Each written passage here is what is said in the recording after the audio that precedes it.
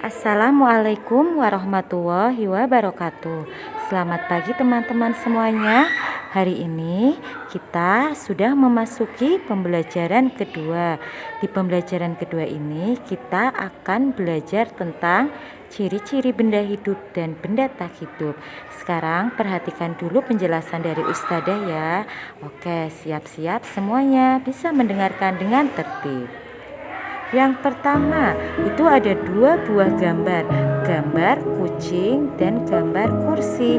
Lah, masing-masing gambar itu kita akan membuat sebuah kalimat. Kucing itu termasuk benda hidup, sedangkan kursi adalah benda tak hidup.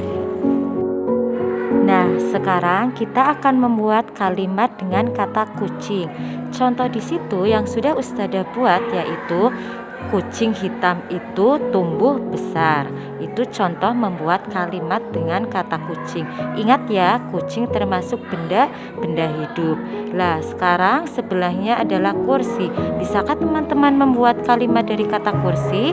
Itu contoh yang sudah Ustadzah buat adalah contohnya kursi itu terbuat dari kayu yang kuat. Teman-teman bisa bikin kalimat seperti itu juga. Lah, sekarang tugasnya teman-teman coba buat kalimat dari kata kucing dan kata kursi yang termasuk benda tak hidup. Tugas nanti akan Ustadzah share di slide terakhir ya. Oke, kita perhatikan lagi sebelahnya. Untuk ciri-ciri benda hidup, kita akan membaca bersama-sama. Apa sih ciri-ciri benda hidup? Ciri-cirinya adalah dapat bergerak, dapat berpindah tempat, dan untuk tumbuhan itu tidak dapat berpindah tempat, namun tumbuhan bergerak ke arah cahaya matahari. Sedangkan binatang atau hewan, manusia itu benda hidup karena dapat bergerak, dapat juga tumbuh. Sekarang kita akan belajar tentang ciri benda tak hidup. Perhatikan kembali ya. Oke, untuk benda tak hidup ini biasanya benda tak hidup tidak dapat berpindah, tidak dapat bergerak, dan tidak dapat berpindah tempat sendiri.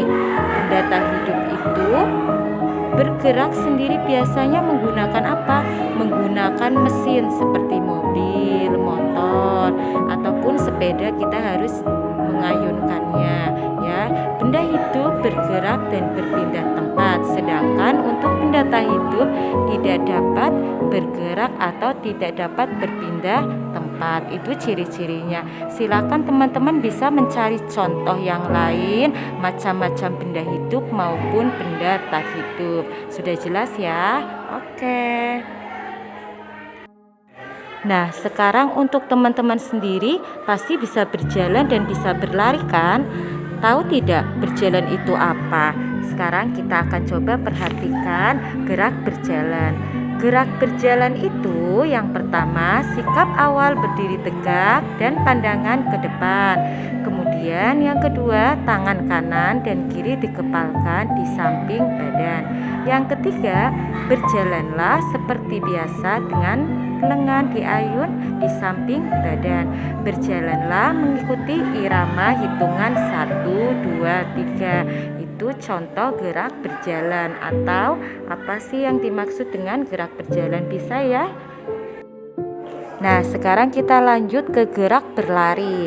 Gerak berlari itu bagaimana sih? Apa yang harus kita lakukan? Yang pertama, badan sedikit dicondongkan ke depan. Kemudian yang kedua, lakukan ayunan kaki lebih tinggi.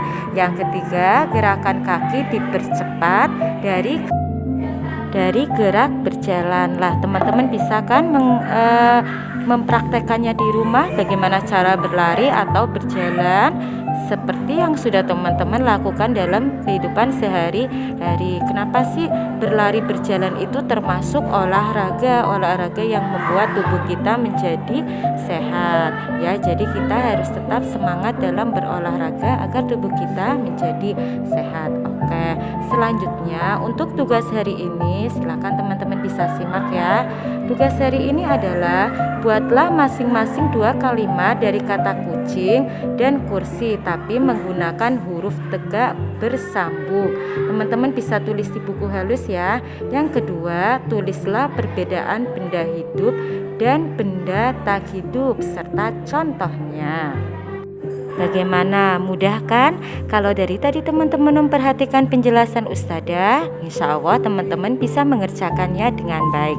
Oke, tetap semangat, tetap belajar yang rajin. Jangan lupa tetap mengikuti protokol kesehatan dengan menerapkan 3M. Terima kasih, selamat siang. Ustadzah akhiri, wassalamualaikum warahmatullahi wabarakatuh.